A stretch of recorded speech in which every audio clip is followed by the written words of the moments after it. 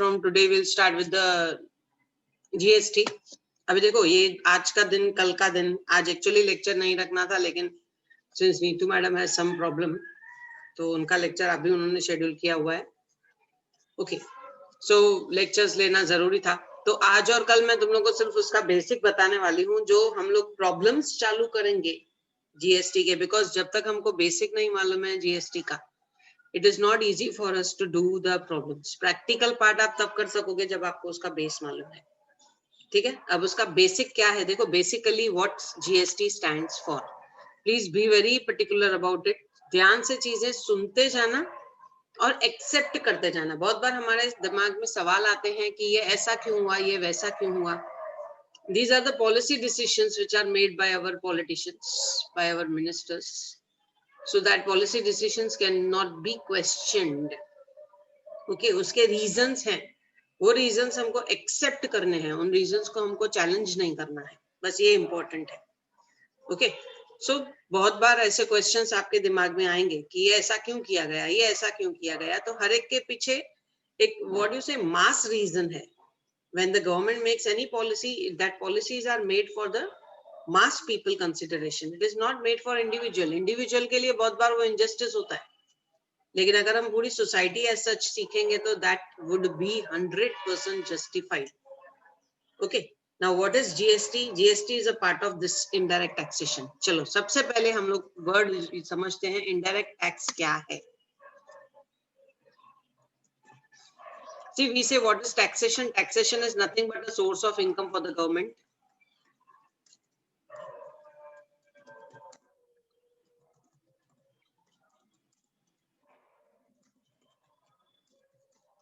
हमको जो भी सुख सुविधाएं चाहिए, फैसिलिटीज चाहिए, रेलवे, रोडवे, पुलिस चाहिए, सेफ्टी सिक्योरिटी के लिए हॉस्पिटल्स चाहिए, whatever you want, navy, army, ताकि दूसरे लोग हम पे कंट्रोल ना कर सकें. ये सब चीजें अगर हमको चाहिए तो हमें कहीं ना कहीं गवर्नमेंट चाहिए. गवर्नमेंट इन सब चीजों को हैंडल करती है. तो इसके लिए आप देखो एक सिंपल बात है, पुलिस है, मुझे मालूम है, सेफ्टी सिक्योरिटी के लिए मेरे पास स्टाफ है, इसके लिए मैं फ्री ऑफ माइंड होके, स्ट्रेस फ्री होके अपना जॉब करती हूँ, परफॉर्मेंस दिखाती हूँ. ओके, अब वो पुलिस अगर अपॉइंट किया तो पुलिस को सैलरी भी देनी पड़ेगी ना, तो सैलरी कहाँ से दी जाएगी? हमारे जेब से. करेक्ट, मुझे ही देना पड़ेगा उसका पार्ट. मैं बोलूंगी नहीं मैं क्यों दूं, मैं क्यों दूं, तो सेफ्टी सिक्योरिटी भी तो मेरी हो रही है. ऐसे ही करके एक एक इंडिविजुअल, मैंने क्या बोला, एक इंडिविजुअल के साथ इनजस्टिस दिखता है, लेकिन when you talk about mass, पूरी सोसाइटी के बारे में आप सोचोगे तो सोसाइटी के साथ ये जस्टिफाइड है. इसके लिए टैक्स में ऐसे कितने सारे प्रोविजंस हैं जो एक इंडिविजुअल के लिए नुकसानदायक दिखते हैं, लेकिन सोसाइटी एज सच जब आप कंसीडर करोगे it is 100% correct. So taxation is a source of income for the government. And what is source of expenditure? Expenditure उनको कहाँ करना है? Expenditure is nothing but facilities, infrastructure development, safety security, progressive nation, making goods available to you. वो जो भी चीजें government करती है, पॉलिटिशियंस क्यों जरूरी है, पॉलिटिक्स क्यों चलती है, क्यों ये लोग एग्जिस्ट करते हैं? क्योंकि इनके थ्रू हमारी सरकार चलती है. सरकार के पॉलिसीज, कायदे कानून से किसान की चीजें हमारे घर तक पहुंच पाती हैं, हमको रोड्स वगैरह बना के दिए गए हैं. इन सब के लिए, इन सब एक्सपेंडिचर्स के लिए गवर्नमेंट को चाहिए इनकम, एंड इनकम के लिए सोर्स इज टैक्सेशन. ओके, अब यहाँ पे दो तरीके की टैक्सेशन की बात की गई है, दैट इज डायरेक्ट टैक्सेशन और indirect taxation. Direct taxation is only on your income. जो कमाएगा वो पे करेगा. ठीक है, जो कमाएगा वो पे करेगा. अब देखो, अगर मैं 100% इंडिया की पॉपुलेशन को मानती हूँ, मानो इंडिया की पॉपुलेशन इज 100%, कमाने वाले उसमें से कितने होंगे? 40%. अच्छा कमाने वाले 40%. सो 40% अगर मैं बोलूं टैक्स पेयर्स रहेंगे, खर्चा तो मुझे इंडिया के 100% लोगों के लिए करना है. मैं पुलिस खाली उन 40% को नहीं दे सकती हूँ, मैं हॉस्पिटल्स खाली उन 40% को नहीं दे सकती हूँ, मैं रेलवेज खाली उन 40% को नहीं दे सकती हूँ. आप ट्रेन में चढ़ो, ट्रेन में आपको ऐसे कितने सारे लोग मिल जाएंगे जो बहुत गरीब है, बेचारे नीचे ऐसे बैठे रहते हैं, छोटे छोटे बच्चे लेके, वो गरीब लेडीज वगैरह बैठी रहती हैं, जिनके पास टिकट तो क्या खाने पीने के पैसे नहीं है. तो क्या उनके लिए गवर्नमेंट को सुविधा नहीं देनी है? एक तरफ से गुस्सा आता है कि बिना टिकट के चढ़ जाते हैं और कैसे भी वो छोटे छोटे बच्चे कपड़े भी नहीं पड़े हुए हैं उनको प्रॉपर, कैसे ये लोग रहते हैं, हाथ लगाते हैं आपको, इतना 1 रुपया दे दो 10 रुपया दे दो, आपको गुस्सा आता है। लेकिन at the same time think from the humanitarian point of view. India is a democratic country. यहाँ पे इस डेमोक्रेसी में आपको शाहूकार को भी एडजस्ट करना है, गरीब को भी एडजस्ट करना है। कभी कभी दया आती है कि इन लोगों का क्या दोष है, खाना खाना, कमाना, पढ़ाई करना, इनको पैसा गवर्नमेंट को थोड़ा सपोर्ट करना चाहिए कि एटलीस्ट एक जनरेशन थोड़ा एडजस्ट कर लेगी तो आगे की जनरेशन शायद नॉर्मल हो सकेंगी। So this is what we say direct tax. It is on your 40% people direct tax पे करते हैं लेकिन 100% people enjoy करते हैं। तो ये जो गैप है, सॉरी, ये जो 60% पीपल गैप है, इनके रिक्वायरमेंट्स कौन सेटिस्फाई करेगा? इनके रिक्वायरमेंट्स को सेटिस्फाई करने के लिए you require indirect tax. Now what is this indirect tax? Direct tax का अगर मैं एग्जांपल दूं तो it is purely income tax. Sorry, income tax क्या था जो आपने फर्स्ट टर्म में सीखा? Salary, house property, then business profession, capital gains, other sources, ये सब आपका इनकम टैक्स। अब इनडायरेक्ट टैक्स आप किसको बोलते हो? Indirect tax means paid by all, सब 100% लोग पे करते हैं। इनडायरेक्ट टैक्स डायरेक्टली आपको नहीं दिखाई देता है, लेकिन जो भी आप गुड्स कंज्यूम करते हो 100% लोग पे करते हैं, 100% लोगों के फायदे के लिए हम लोग उसको यूज कर सकते हैं। There is no gap. अब इसमें कौन सी टैक्स आती है? जैसे जो भी हम गुड्स यूज करते हैं, पहले उसके ऊपर, अभी उसको हम लोग जीएसटी बोलते हैं, गुड्स एंड सर्विस टैक्स। जो भी हम गुड्स यूज कर रहे हैं, जो भी हम सर्विसेज यूज कर रहे हैं, जो भी हमारे पास क्या बोलते हैं ना, unfinished goods, semi finished goods आए, in fact that is also applicable here. अब तो आज हम उसको जीएसटी बोल रहे हैं, लेकिन जिसको आप रॉ मटेरियल बोलते हो, सेमी फिनिश्ड गुड्स मतलब रॉ मटेरियल, तो इसको आप अभी आज जीएसटी बोल रहे हो। पहले हम इसको वैट बोलते थे, गुड्स पे वैट लगता था, सर्विसेज पे सर्विस टैक्स लगता था, बाहर से आई हुई चीजों पे एक्साइज ड्यूटी लगती थी, एक शहर से, एक स्टेट से दूसरे स्टेट में जाने वाली चीजों पे एक्साइज ड्यूटी, नाका बोलते थे ना, नाकाबंदी होती थी, नाके पे रोक के they used to take the charge. बाहर के देश से अगर मैं कुछ लेके आ रही हूँ तो कस्टम ड्यूटी लगती थी। So that way things were working. अब क्या है, जीएसटी ने इन सब टाइप के टैक्स को खत्म कर दिया है। I am just highlighting it. GST ने इन सबको खत्म कर दिया। अब कोई वैट नहीं है, अब कोई सर्विस टैक्स नहीं है, अब कोई एक्साइज ड्यूटी नहीं है, अब कोई कस्टम ड्यूटी नहीं है, except on some items. Except on some items, कुछ आइटम्स ऐसे हैं बहुत ही वैल्यूएबल, बहुत ही हाई फाई क्वालिटी के, बहुत ही रेयर क्वालिटी के, जो बाहर से आते हैं, जिनके ऊपर कस्टम ड्यूटी पे होती है। Otherwise, now we have one nation, one tax, that is your GST.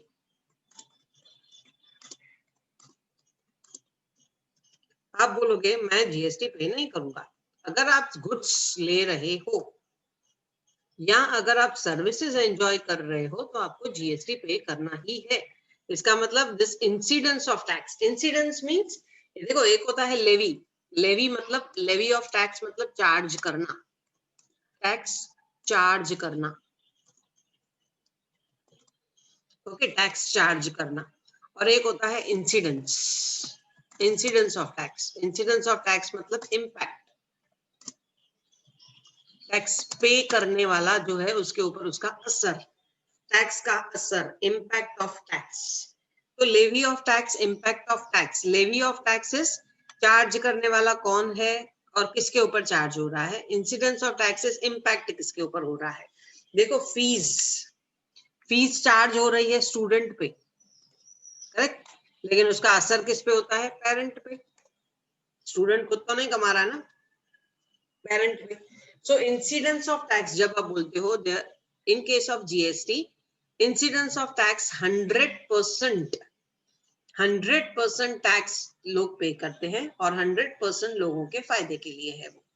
Okay, that amount, that source can be, that income can be used for 100% people.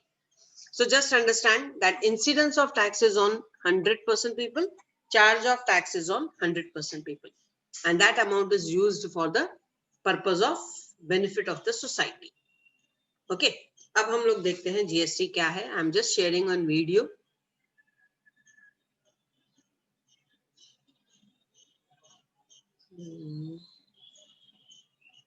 पहले तो ये मैं मेरा वीडियो बंद करती हूँ.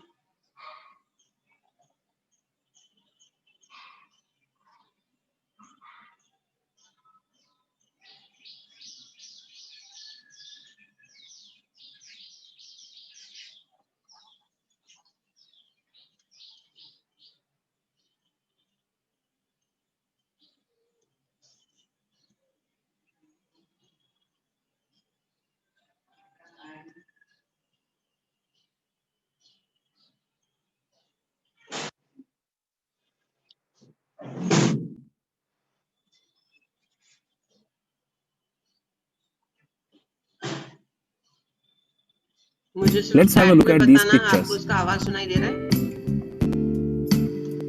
Just 1 minute. Hello friends, welcome to this session. Let's have a look at these pictures. मुझे बताओ चैट में आप लोगों को उसका आवाज सुनाई दे रहा है? Yes, okay. ध्यान से देखना, इसमें आपका इनडायरेक्ट टैक्सेशन का basic concept clear.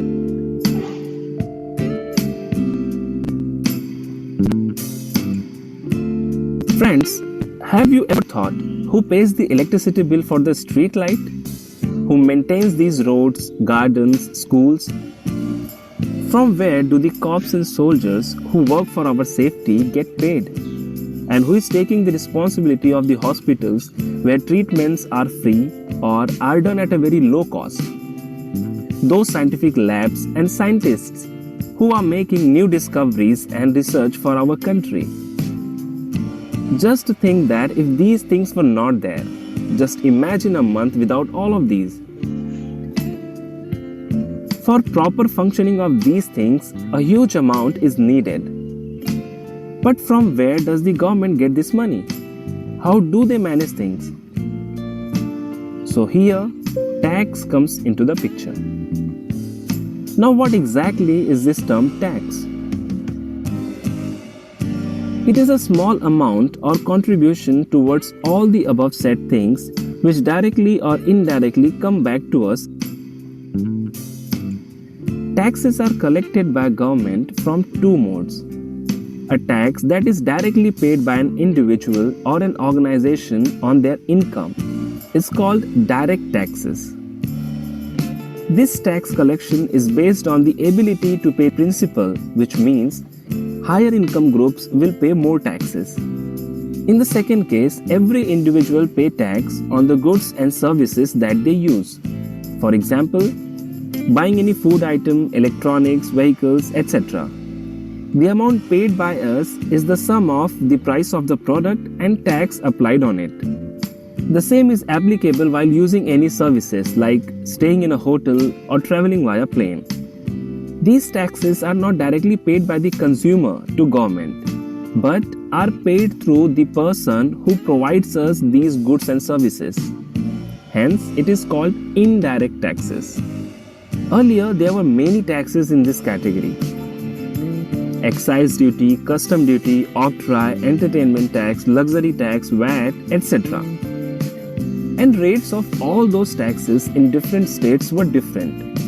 So to make the entire tax ratio equal in all these states, to make it one nation, one market, one tax, a historic step after 69 years of the independence of India was taken, and now onwards there is only one tax in the category of indirect taxes in India called GST, Goods and Service Tax, with effect from 1st July 2017. India is not the only country having. याद करना, 1st July 2017 GST came in effect from 1st July 2017. ये blank आता है. This system, but in many other developed countries, system of one tax already exists. So let's see the mechanism of GST and how it works. First of all, there are different GST slabs for different types of goods and services. And if we go to see in deep, things which are the basic necessities of a person comes under the slab of 0% GST.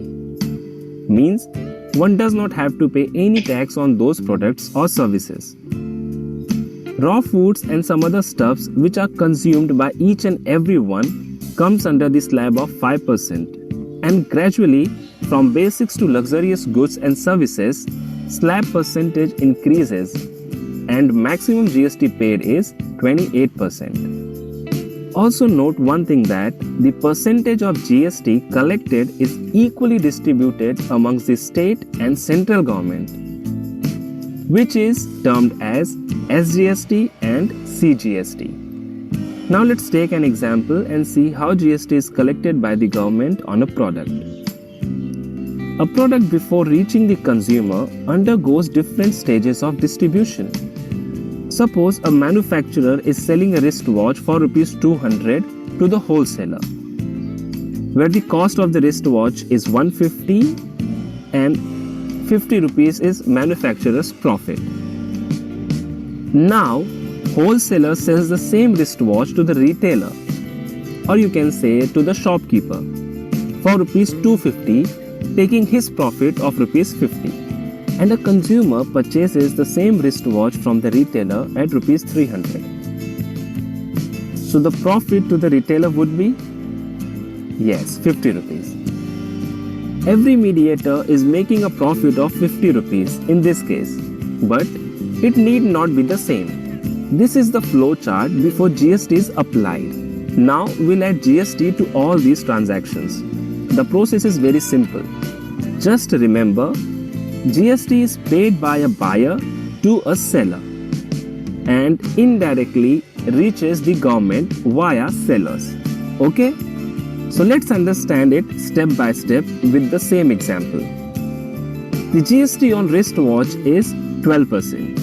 Now, manufacturer will collect 12% of 200 from the wholesaler and give it to government, which is 24 rupees. Wholesaler will collect GST of 12% of 250 from the retailer, which is Rs 30. Now he has already paid 24 rupees to the manufacturer, so he will be paying the remaining 6 rupees to the government. Are you getting it? Alright. Similarly, the retailer will collect GST from the consumer, that is 12% of 300, which is 36 rupees. And again, as he has already paid 30 rupees to wholesaler, remaining 6 rupees will be paid to government. This process or series of people involved in trading of a product is called GST in trading chain. An interesting thing that can be seen over here is the total GST received by the government is the GST paid by the consumer. So here we understood how GST is applied on a product that we purchase using a simple example of wristwatch. A similar logic can be applied to in case of services. Let's practice a simple question and check the understanding of the concept. Mr. Rahul purchased a product of Rs 2000 and sold it to Mr. Jay for Rs 3000. GST is 5%. Find the GST payable by Mr. Rahul. So here GST payable refers to the amount payable to the government. Okay? Now, Rahul may be any of the mediator. For example, he may be wholesaler or retailer. And he purchased it for Rs 2000 by paying 5% GST, which is 100 rupees. And now he sold it to Jay for Rs 3000. So he will be collecting a GST of 5% on 3000, which is 150 rupees. So the GST payable by Mr. Rahul will be Rs 50, right? So friends, here we end up this session. In the next session, we'll learn how a consumer calculates GST when some discount on the product or services is given. Also to calculate the taxable value, that means selling price of the product, when total amount of a product including GST is given. So meet you in the next session. Till then, keep watching, keep learning. Thank you.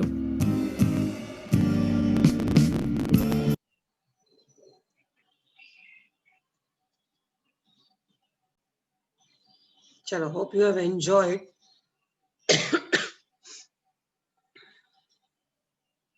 Yes, the basic concept आपको clear हुआ रहेगा कि what is GST. थोड़ा ज्यादा हमको भी मालूम था because at that time whenever a new tax system starts, always there is a fight, always there is a revolution, always there is an opposition. Okay, हर बार जब भी कोई न्यू चीज चालू होती है ऑपोजिशन होता है, हमको समझ में नहीं आता है वो चीज एक्सेप्ट होती है, एक्सेप्ट करनी चाहिए या नहीं करनी चाहिए. लेकिन मैं तुम लोग को एक डिफरेंस बताऊं. देखो, जीएसटी जब स्टार्ट हुआ, ये तुम लोगों ने जस्ट उसका बेसिक समझा, how it is working in the trading chain and all. सबसे ज्यादा जीएसटी का रेवोल्यूशन किया था दुकानदारों ने ये बोल के कि एवरीबडी विल हैव टू पे टैक्स सो द कंज्यूमर्स और द सेल विल रिड्यूस. अगर आप अब्रॉड के देशों में देखोगे, बाहर के देशों में देखोगे, वहां पे आप एक छोटा सा कीला लेने जाओगे. यस, वहां पे अगर आप एक छोटा सा कीला भी परचेस करोगे तो वहां पे आपको जीएसटी पे करनी पड़ती है.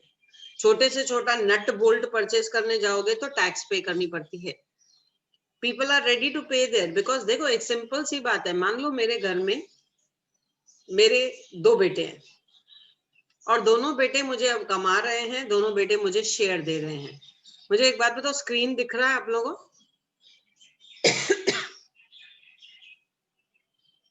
स्क्रीन दिख रहा है? आवाज क्लियर आ रही है? Yes yes, okay, yes. Because मुझे यहाँ मेरा वीडियो नहीं दिख रहा है तो मुझे लगा कुछ तो प्रॉब्लम हुआ रहेगा. ओके, सो अगर समझो मेरे 2 बेटे हैं और दोनों अच्छा खासा कमा रहे हैं, लेकिन मुझे उन दोनों में से कोई शेयर नहीं मिल रहा है. How can I manage the funds of the house? घर की चीजें जो भी हैं, काम वाली बाई है, काम के खर्चे हैं, लाइट है, ये सब खर्चे मैं कहाँ से लाऊंगी?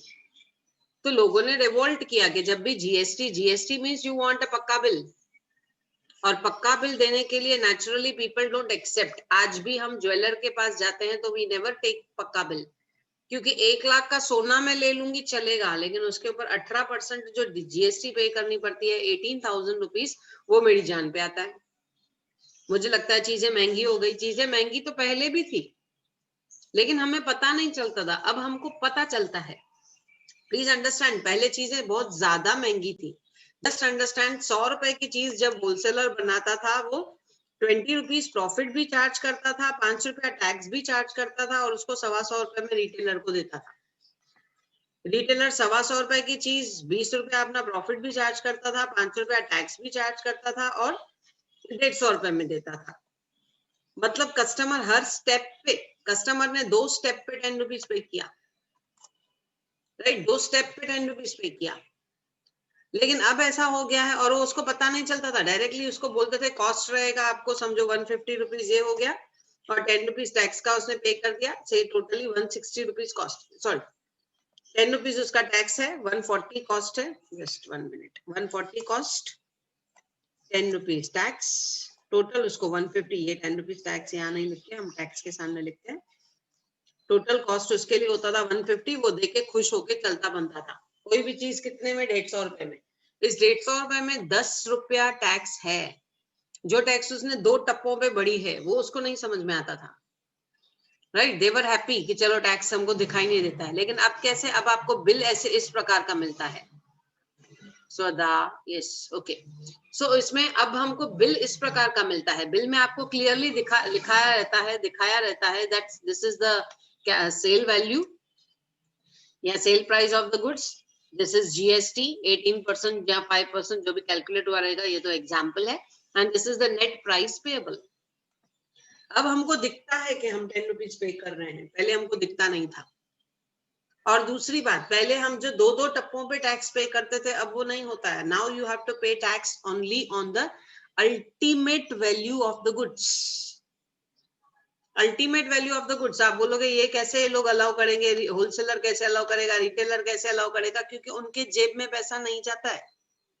उन्होंने जो पे किया हुआ है ऑलरेडी, उनको उनके अकाउंट में वो वापस मिलता है. Ultimately it is paid by the customer. Indirect tax का प्रॉब्लम क्या है? Indirect tax is paid ultimately by the consumer. जो कंज्यूम करेगा उसको पे करना है। मेरे पास कार नहीं है, कार की जीएसटी मेरे ऊपर नहीं आती है। ओके, कार का टैक्स मेरे ऊपर नहीं आता है। जो कार यूज करेगा, कार एंजॉय करेगा, वो टैक्स पे करेगा उसका। So it is paid ultimately by the consumer. लेकिन कंज्यूमर टप्पे टप्पे पे पे करेगा। दैट मीन्स जो उससे पहले वाला रिटेलर है या उससे पहले वाला मैन्युफैक्चरर है, उससे पहले वाला होलसेलर है, उन लोगों के ऊपर बर्डन सिर्फ एक ही बात का बर्डन है। What is that burden? They have to collect and they have to pay. That's all. They have to work as a mediators. और ये भी क्यों हुआ है? देखो, अगर मैं एक प्रोडक्ट, लेट अस इससे एग्जांपल, मेरे पास है मोबाइल, ठीक है, मैं मोबाइल की शॉप खोल के बैठी हूँ, मेरे पास कम से कम आज की तारीख में, लेट अस से मेरे मोबाइल के, एक अजम्पशन है, एक मेरे मोबाइल के 1 लाख कंज्यूमर्स तो होंगे ही होंगे। 1 2 3 4 5, एक महीने के पकड़ लो, 1 लाख कंज्यूमर्स तो होंगे ही होंगे। मोबाइल लेने आ रहे हैं, बेचने आ रहे हैं, रिपेयर करवाने आ रहे हैं, चिप डलवाने आ रहे हैं। 1 लाख कंज्यूमर्स मेरे 1 महीने के हैं ही हैं। अगर मैं उनसे टैक्स नहीं लेती हूँ, मैं उनको बोलती हूँ आप लोग डायरेक्टली गवर्नमेंट को पे करो, तो गवर्नमेंट किधर इन 1 लाख लोगों को ढूंढती पड़ेगी? So what they have done is they have taken me as a mediator. I'm just a collector. मैं उनका उनसे लेती जाऊंगी। अगर 1 लाख मोबाइल सेल होते हैं तो मैं सबसे tax at a point 18% collect करती जाऊंगी। मान लो वो पैसा कलेक्ट हो गया 20 लाख रुपए, ओके, 20 लाख रुपीज मेरे कलेक्ट हो गए, वो 20 लाख मैं डायरेक्ट गवर्नमेंट को दे दूं। गवर्नमेंट के लिए वो फायदा है, rather than running after that 18 people कि पे करो पे करो पे करो। किधर गवर्नमेंट उनको ढूंढती पड़ेगी? सो बस जीएसटी का पर्पस यही है। जीएसटी के लिए बहुत सारा घूमा घूम हो गया। व्हाई? बिकॉज पीपल थॉट कि क्या होता था, देखो इंडिया में people were not issuing bills. बहुत सारा विदाउट बिल अगर आपने कोई भी ट्रांजेक्शन किया तो उसको हम बोलते हैं ब्लैक मनी या अनरिकॉर्डेड ट्रांजेक्शन। ओके, वो पूरा पैसा वो लोग कभी टैक्स में नहीं दिखाते थे। कैश पे डीलिंग होती थी, तू ले मैं लूं, कैश पे डीलिंग होती थी, और वो सब अनरिकॉर्डेड ट्रांजेक्शंस थे। तो उसके ऊपर टैक्स भरने की बात नहीं आती है। पीपल वर वेरी हैप्पी कि बच गए हम टैक्स भरने से, राइट? सो अब ये प्रॉब्लम हो रहा है कि अब आप टैक्स भरने से नहीं बच सकते हो, आपको पे करना ही पड़ेगा tax. So that is the issue which has been created by GST. GST में अब आपको बिल दिखाना है, बिल में सब चीजें सामने आ जाती हैं, and it becomes difficult to adjust without tax.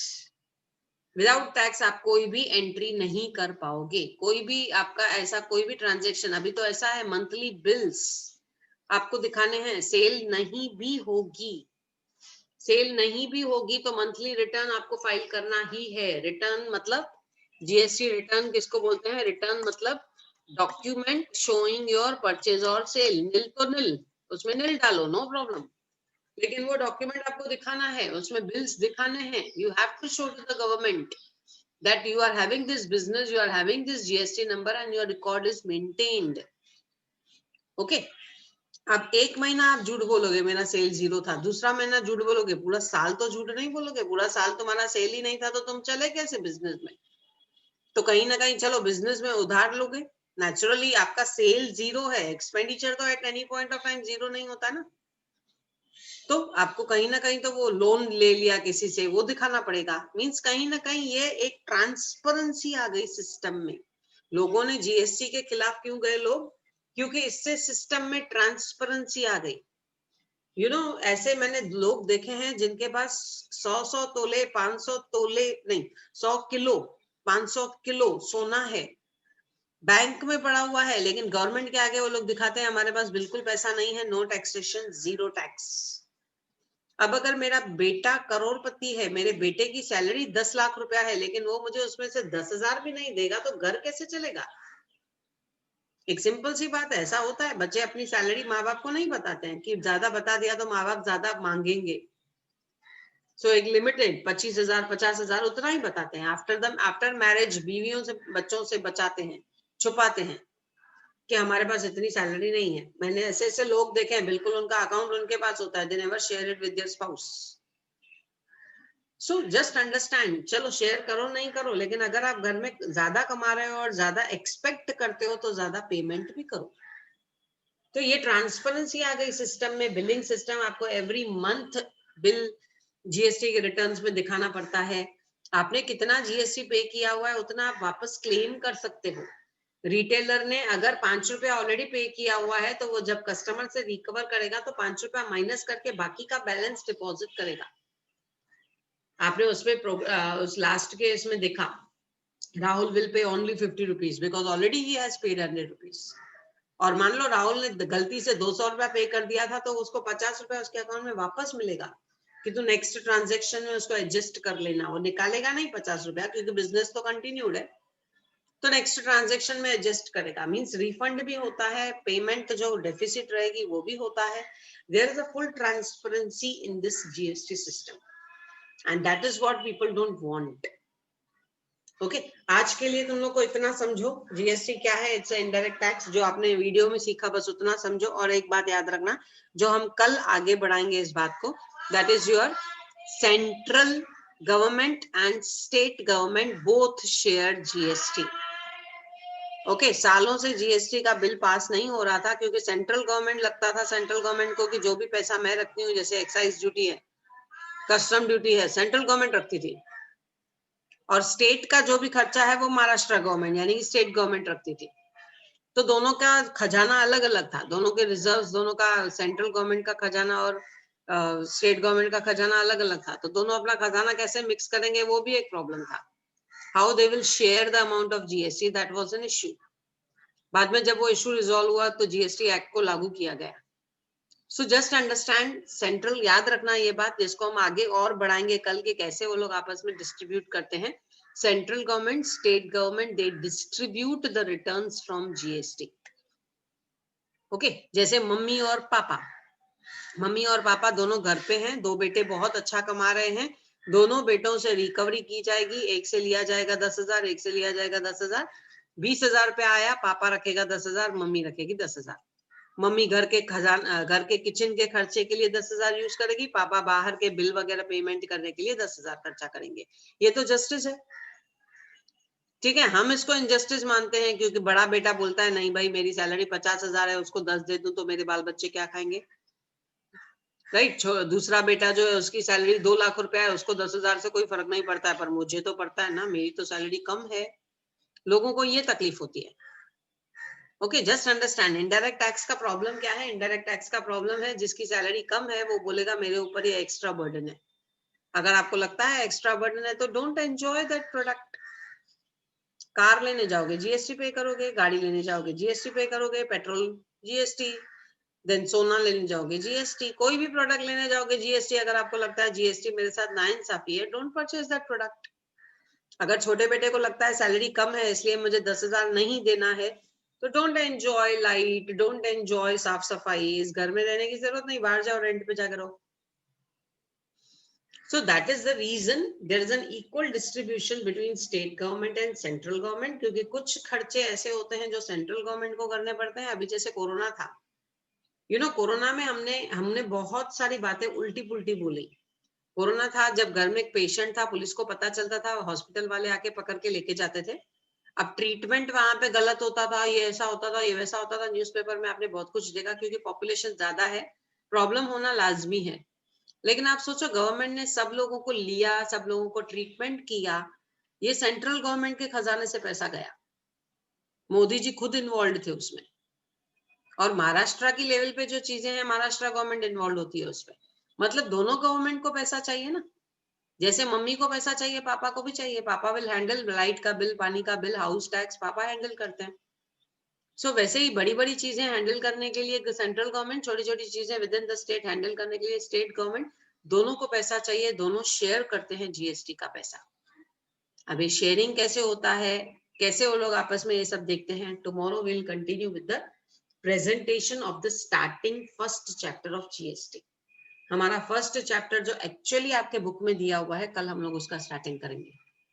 Okay, so चलो, take care. I hope participants का क्लिक ले लिया है। किसी को कुछ डाउट है तो पूछ लो, चैट में डाल दो। पार्टिसिपेंट्स का क्लिक ले लो प्लीज।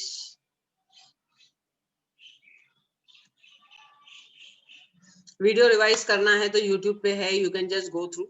स्टार्टिंग में ही फर्स्ट सेकंड वीडियो है वो, आराम से आपको बेसिक्स ऑफ जीएसटी टाइप करोगे तो मिल जाएगा।